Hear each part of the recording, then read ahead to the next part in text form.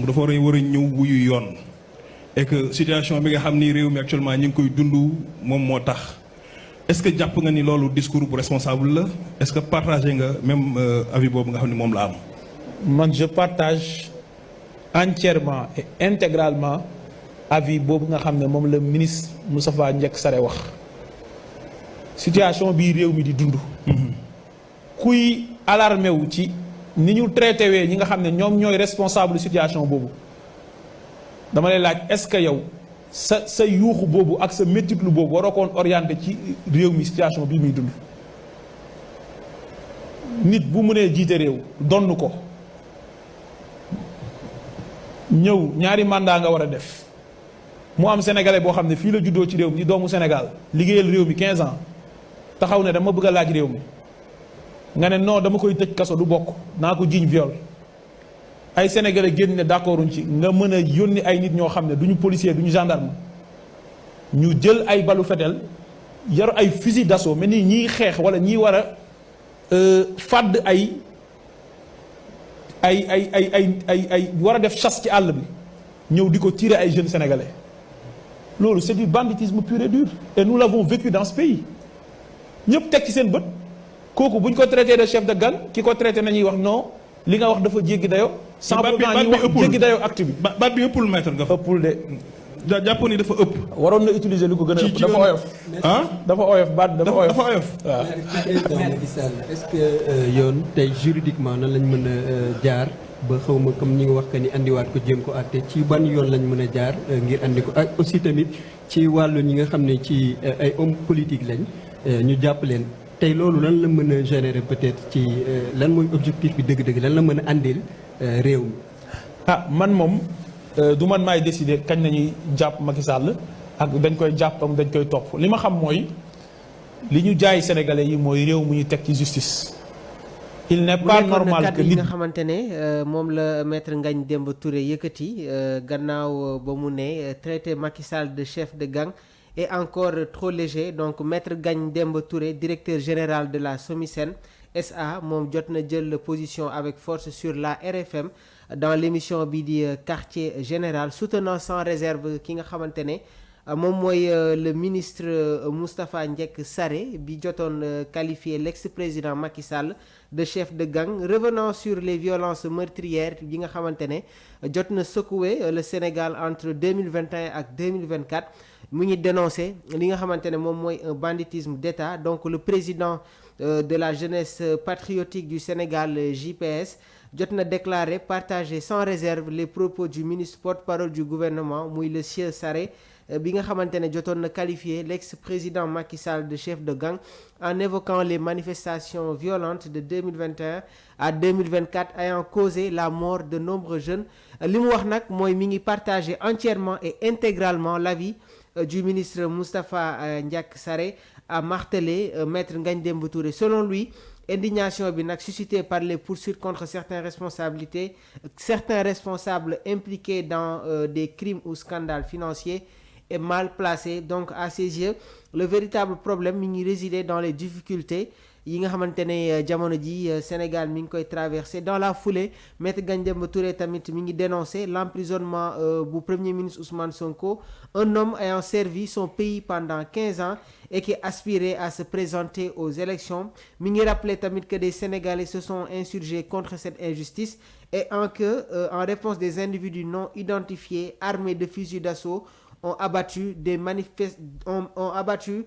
manifestants. C'est du banditisme pur et dur, s'indigne-t-il. Pour lui, qualifier Macky Sall de chef de gang est une formulation bien en deçà des crimes commis contre ces jeunes sénégalais donc mu nekk kàddu yi nga xamante ne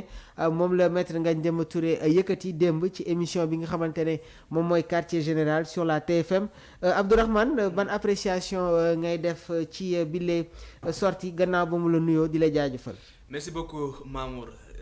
kàddu yi nga xam ne nag Moustapha Sarré aussi nekkul n'importe qui. parce que tamit c'est une voix autorisée moom mooy le porte-parole du gouvernement. te un porte-parole du gouvernement aussi bu génn di wax war na xam ne c'est pas benn citoyen lambda muy wax parce que tamit kàddoom day engagé tout le gouvernement donc bu génn di wax aussi war na bu baax a baax mesurer li nga xam ne nii moom mooy ses paroles qualifié un ancien président comme chef de gang si contexte bu ñu nekk pour man c'est trop dire mën na utiliser yeneen mots parfois na aussi on peut se tromper de bonne foi mën nañ ko comprendre d'ailleurs sax moom gën na di repréciser ses paroles nee na da ko wax en tant que un Sénégalais mais pas en tant que